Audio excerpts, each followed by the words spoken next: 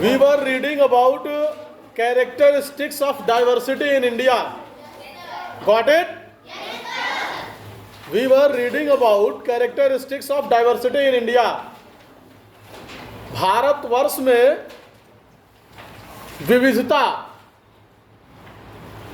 की विशेषताएं, in which we read about languages, festivals, dances, music, dresses and food. Okay? Sit straight. सीधे बैठो. We read that in our country people eat different types of foods,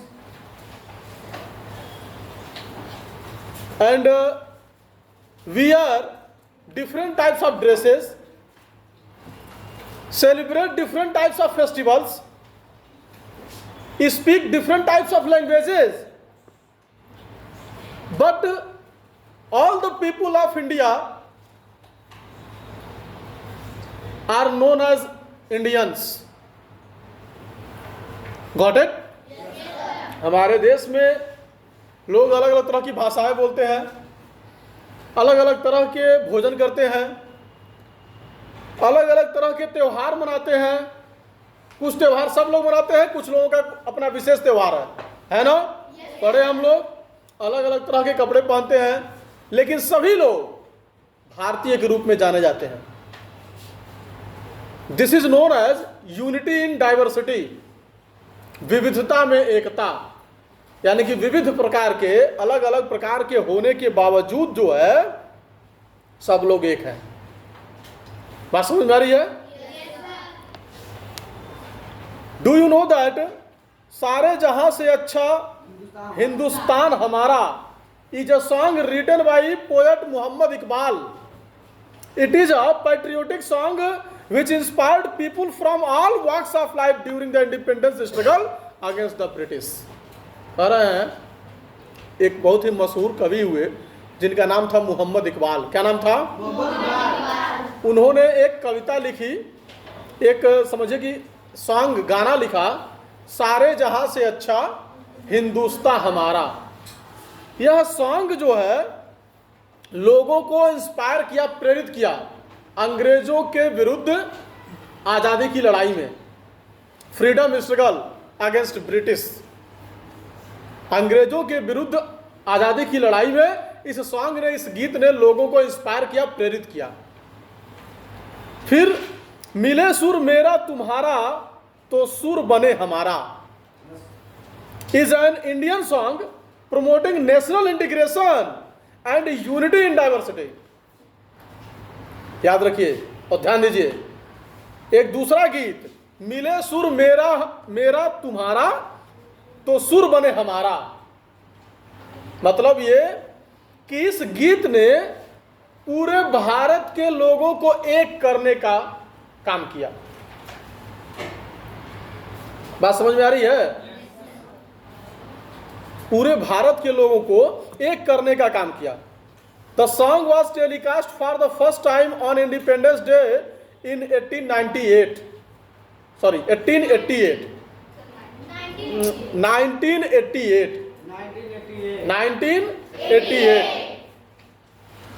1988 में पहली बार यह गीत जो है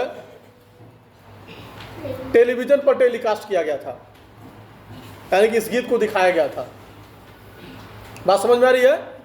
1988 1988 मिले सुर मेरा तुम्हारा तो सुर बने हमारा. कब टेलीकास्ट किया गया था? हु रोट द सॉन्ग सारे जहां से अच्छा हिंदुस्तान हमारा? Tell me the answer. Who? Mohammad Iqbal. Got it? So unity in diversity in India. हमारे देश में विविधता में एकता. All religions celebrate the harvest festivals in their own styles. In Punjab it is called Baisakhi, in Kerala Onam, in Bihar and Uttar Pradesh Makar Sankranti, and in Tamil Nadu Pongal. In spite of different languages, food, habits and religions, we enjoy the unity of India. अभी मैंने जो बोला आपको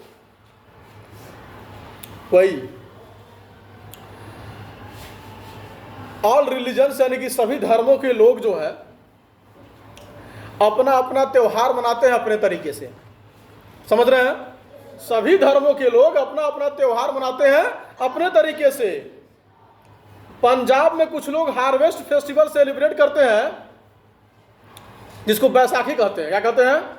बैसाखी. केरला में harvest festival celebrate किया जाता है, ओणम कहते हैं. याद रखिएगा, पूछेंगे हम. क्या कहते हैं? ओणम. बिहार और उत्तर प्रदेश मकर संक्रांति, इसको क्या कहते हैं? मकर संक्रांति को और क्या कहते हैं? हाँ, खिचड़ी, जो 14th या 15th ऑफ जनवरी को सेलिब्रेट किया जाता है. Got it? तमिलनाडु में हार्वेस्ट फेस्टिवल सेलिब्रेट किया जाता है पोंगल. याद रखिएगा, पोंगल तमिलनाडु. और विभिन्न प्रकार के भाषाओं के बावजूद, भोजन के बावजूद, हैबिट्स आदतों के बावजूद, धर्मों के बावजूद हम सभी एक भारत के रूप में रहते हैं. यानी कि हम सब एक हैं. Unity in India. भारतवर्ष में एकता है. अलग अलग त्योहार मनाते हैं, अलग अलग भाषाएं बोलते हैं, अलग अलग भोजन करते हैं, अलग अलग आदतें भी हैं और अलग अलग धर्मों को मानते भी हैं, लेकिन सब के सब क्या है? इंडियन है, एक है, भारतीय है. We also have independence of communities. Jawaharlal Nehru has use the phrase unity in diversity in India in his book Discovery of India. कह रहे हैं यूनिटी इन डाइवर्सिटी, यह जो फ्रेज है यानी कि एक वाक्यांश है, वाक्य का एक अंश जो है, यूनिटी इन डाइवर्सिटी, इसका प्रयोग हमारे देश के first prime minister, the first prime minister of our country, Pandit Jawaharlal Nehru, is used in his book Discovery of India. Jawaharlal Nehru ji ने एक पुस्तक लिखा डिस्कवरी ऑफ इंडिया, उसमें उन्होंने यूनिटी इन डाइवर्सिटी का यूज किया. किसने किया? What are you doing? No. I will beat you, बेवकूफ. यूनिटी इन डाइवर्सिटी का यूज किसने किया? पंडित जवाहरलाल नेहरू. कहाँ किए? उन्होंने अपनी एक पुस्तक लिखी डिस्कवरी ऑफ इंडिया, उसमें हाँ उन्होंने इस फ्रेज का यूज किया, वाक्यांश का यूज किया. ग्लोबलाइजेशन. ग्लोबलाइजेशन मीन्स होता है वैश्वीकरण. ग्लोबलाइजेशन मीन्स क्या होता है? वैश्वीकरण. वैश्वीकरण मीन्स पूरे दुनिया से संबंधित. Progress in transport, communication and technology has enabled us to overcome geographical distances. कह रहे हैं कि ट्रांसपोर्ट में हमने उन्नति किया, कम्युनिकेशन में हमने प्रोग्रेस किया, उन्नत किया, टेक्नोलॉजी में हमने उन्नत किया, प्रोग्रेस किया. इससे हमने जियोग्राफिकल डिस्टेंस पर विजय प्राप्त किया. जैसे भौगोलिक दूरी, बात समझ रहे हैं? उत्तर प्रदेश से अगर हमको तमिलनाडु जाना है, चेन्नई, तमिलनाडु कैपिटल चेन्नई, तो अगर हमको तमिलनाडु जाना है, समझ रहे हैं, तो अगर रेलवे से जाते हैं तो मानकर चलिए कि 40 to 45 आवर्स के आसपास टाइम लगता है, 40 से 45 घंटे. ठीक है. अगर एयरवेज से जाएंगे यानी कि एरोप्लेन से जाते हैं तो 2-2.5 घंटे में पहुंच जाएंगे. बात समझ में आ रही है? अब सोचिए साइकिल से कितने टाइम में पहुंचेंगे? हाँ हाँ. अभी एक लड़का, आप लोग न्यूज में सुने होंगे कि पूरे भारत को घूम रहा था लड़का.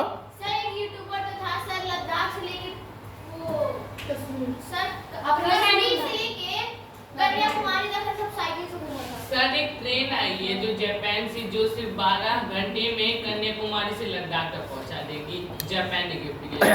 तो कहने का मतलब ये है कि मैं ये कह रहा हूं कि जैसे जैसे टेक्नोलॉजी आगे बढ़ी, टेक्नोलॉजी जैसे जैसे टेक्नोलॉजी आगे बढ़ी, वैसे वैसे जो है हमने डिस्टेंस को जीतना शुरू कर दिया। जैसे मैंने आपको बोला ना कि साइकिल या मोटरसाइकिल या कार से जाएंगे तो थोड़ा और टाइम लगेगा, सबसे अलग अलग। ट्रेन से जाएंगे तो थोड़ा कम लगेगा, फिर एरोप्लेन से जाएंगे तो सबसे कम लगेगा। यानी कि हमने डिस्टेंस को जीत लिया। कैसे? टेक्नोलॉजी के बल पर। कैसे जीता?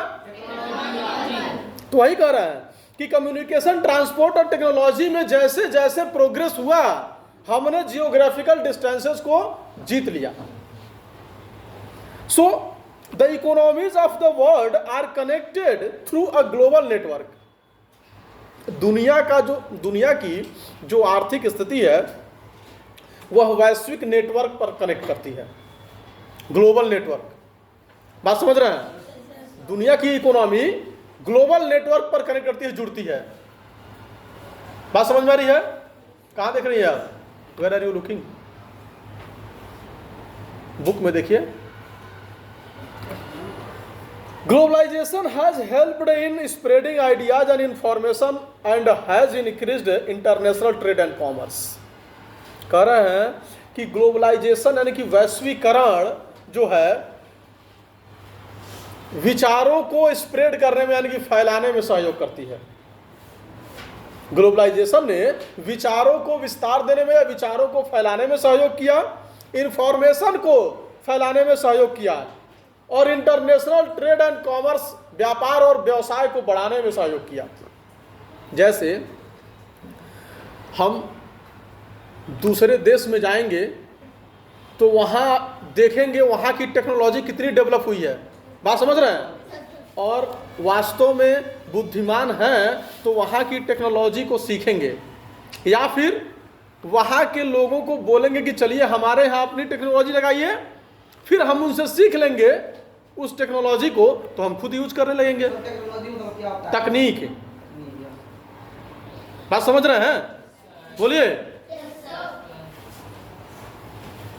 तो अगर हम उसको लर्न कर लेंगे, सीख लेंगे, तो उसके अकॉर्डिंग अपने यहाँ काम करना शुरू करेंगे तो अपने देश को हम डेवलप करेंगे। तो वही कह रहे हैं ग्लोबलाइजेशन जो है सहायता करता है आइडियाज को स्प्रेड करने में, इंफॉर्मेशन को स्प्रेड करने में, और इंटरनेशनल लेवल पर व्यापार बढ़ाने में। A case study, Kerala is a narrow strip of land between the Arabian Sea and the Western Ghats in the southwest corner of India.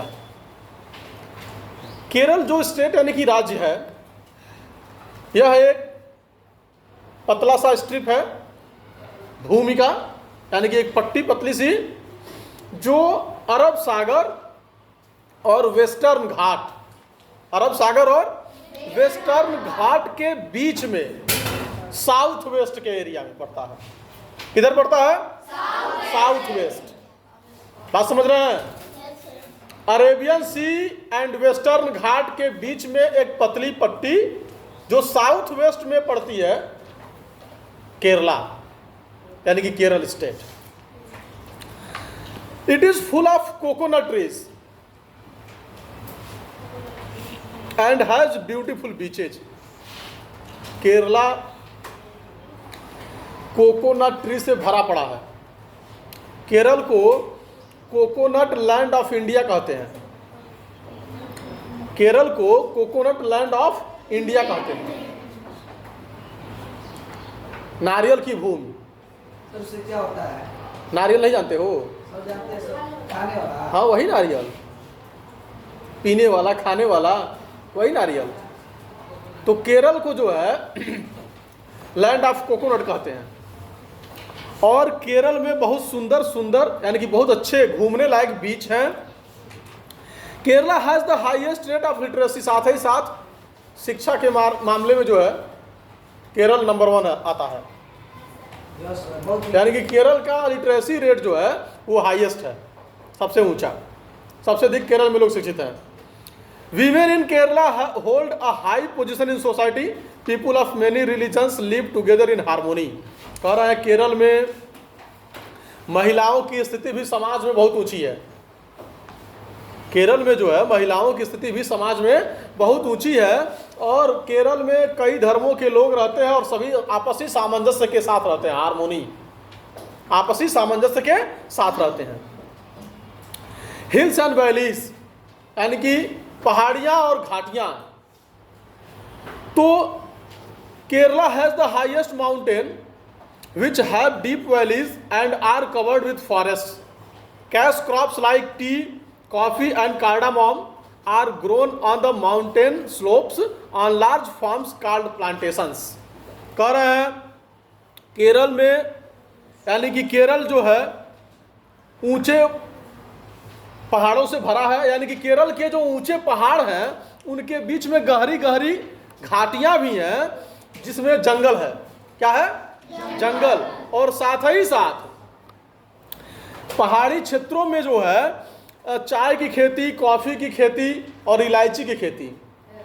Cardamom, इलायची जानते हैं ना? मसाला। तो कार्डामम, इलायची की खेती, कॉफी की खेती और चाय की खेती। तो कॉफी, इलायची, चाय की खेती को प्लांटेशन बोलते हैं। क्या बोलते हैं? क्या बोलते हैं? कहाँ होता है? केरला में।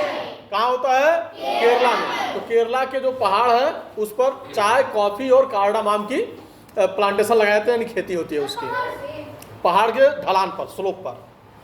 जैसे टी, चाय नहीं जानते हैं? जैसे चाय जो है, चाय पत्ती पड़ती है तभी ना चाय बनता है, वही तो उसी को टी बोलते हैं, चाय बोलते हैं उसी को। Midland plains, in this region the hills are not very steep.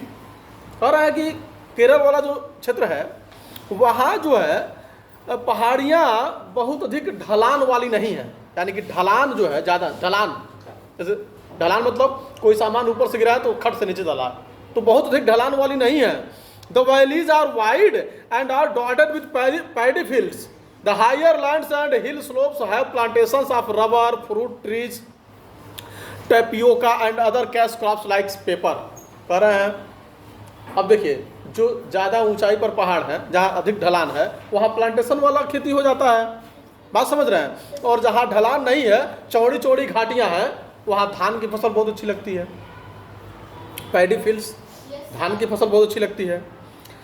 अब देखिए केरल जो है कोस्टल बेल्ट के रूप में भी जाना जाता है। किस रूप में? Coastal belt. बात समझ में आ रही है? आरोही मिश्रा,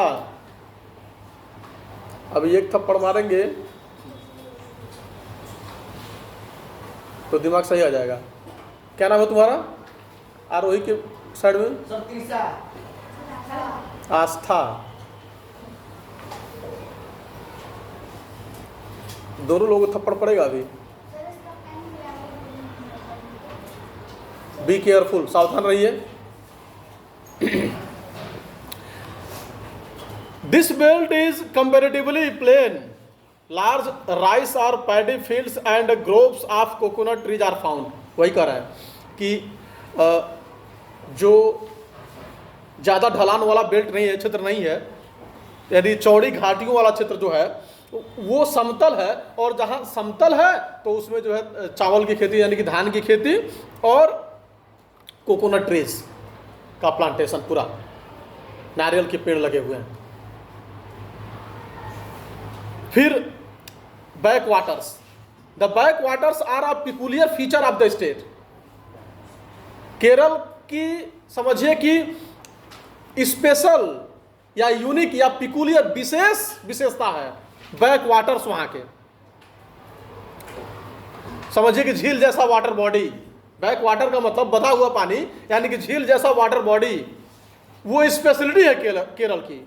दे are a network of canals and lakes and are fed by as many as 38 rivers. The chief mode of transport by boat. Back waters जो है वो झील के जैसे या नहर के जैसे वाटर बॉडी के रूप में जाने जाते हैं, जो तकरीबन 38 नदियों के पानी से भरे हुए हैं, और ट्रांसपोर्ट का जो माध्यम है उसमें वो बोट है। क्या है? यानी कि उस वाटर बॉडी से अगर कहीं जाना होता है तो लोग नाव के द्वारा जाते हैं। रिवर्स यानी कि नदियां। There are 44 rivers in the state. लगभग 44 नदियां। कितने? 44 rivers are flowed in the state Kerala. लगभग 44 नदियां केरल में बहती हैं। पूरे देश में तो अलग अलग नंबर होगा। जिसे कहने का सेंस ये है कि जो नदी एक स्टेट में बहती है तो जरूरी नहीं कि केवल वो पर्टिकुलर उसी स्टेट में बहती है। बात समझ रही हैं? और भी स्टेट से होकर वो नदी निकलती है। हाँ, जमुना। जैसे गंगा नदी हिमालय से निकलती है, उत्तराखंड में आती है, उत्तराखंड से उत्तर प्रदेश में आती है।